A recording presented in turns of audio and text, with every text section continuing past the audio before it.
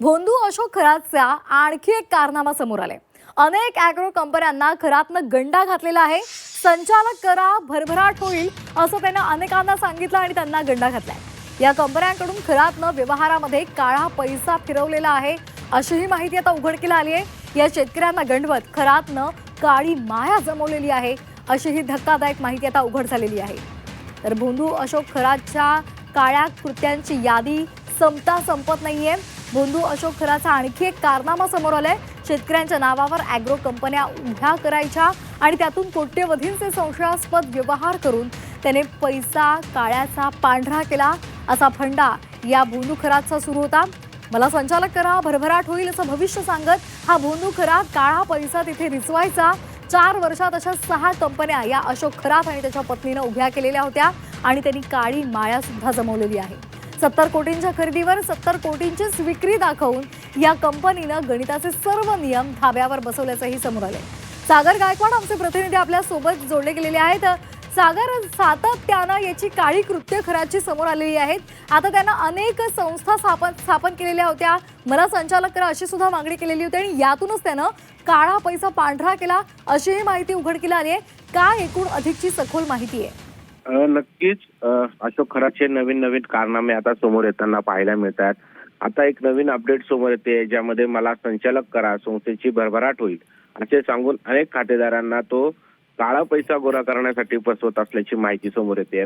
खरात ने एका शेतकऱ्यांच्या नावावर ॲग्रो कंपनी उभी करायचं ठरवलं होतं आणि त्या ठिकाणी कोट्यवधीच रुपयाचा व्यवहार करायचा होता आणि हे सगळे कोट्यवधीचा रुपया व्यवहार करण्यासाठी पैसे जे काळे होते त्याचे गोरे पैसे करण्यासाठी म्हणजे व्हाईट मनी करण्यासाठी हा सगळा खटाटोप हा खरात करत होता आणि ज्यामध्ये त्याची बायको म्हणजे त्याची पत्नी देखील यामध्ये सहभागी असल्याचं समोर येत आहे। यामध्ये तो अनेक शेतकऱ्यांना त्याचबरोबर अनेक व्यावसायिकांना अशा पद्धतीने फसवत होता की मला संचालक करा संस्थेची भरभराट होईल आणि ही संस्था अजून मोठमोठ्याने पुढे जाईल असं त्याचं म्हणणं होतं। यामध्ये त्याने 4 वर्षात 6 कंपन्या तयार केलेल्या होत्या आणि त्या 6 कंपन्यांमध्ये तब्बल 7 कोटी खरेदीवर 7 कोटीची विक्री दाखवून तो अनेक व्यवहारामध्ये गैरव्यवहार करताना पाहायला मिळत होता। आता सध्या परिस्थिती बघितली तर अनेक ठिकाणी याने अशा कंपन्या तयार करून ह्या काळ्या पैशाचा गोऱ्या पैशांमध्ये अनेक संस्था अशा स्थापन करून त्याने अनेकांना गंडवलेलं आहे। सागर, असेच आपण आमच्यासोबत जोडलेले राहा। आणखी एका बातमीसाठी आम्ही आपल्याकडे येणार आहोत। तत्पूर्वी एक महत्त्वाची बातमी समोर आली आहे। भोंदू अशोक खरात प्रकरणात मोठी अपडेट समोर आली आहे। आयकर विभाग आणि ईडीची संयुक्त बैठक झाली अशी सूत्रांकडून माहिती मिळाली आहे। ठाणे शहरातील कार्यालयामध्ये ही बैठक झाल्याची माहिती मिळते। लवकरच खरातच्या मालमत्तांवर छापे टाकले जातील असंही कळतंय। ईडीनं 2 दिवसांपूर्वीच भोंदू अशोक खरात संबंधित असलेल्या जमीन खरेदी विक्रीचे मूळ दस्तावेज आणि बँक अकाउंट यांचा तपशील घेतला होता आणि त्यानुसार आता ही कारवाई आणखी तीव्र केली जाईल अशी माहिती सध्या मिळते। सागर, लवकरच खराच्या मालमत्तांवर छापे टाकले जातील असं सूत्रांकडून कळतंय। आपल्याकडे काय या संदर्भातली माहिती आहे? नक्कीच आता हा जो सगळा तपास जो आहे आता आर्थिक व्यवहारातला हा ईडी पर्यंत पोहोचलेला आहे। ईडीच्या अधिकाऱ्यांनी नाशिक मध्ये येऊन एसआयटी कडून सगळ्या आर्थिक व्यवहारातले जे कागदपत्र एसआयटी जप्त केलेले होते ते सगळे दस्तावेज हे ईडीने ताब्यात घेतलेले आहे।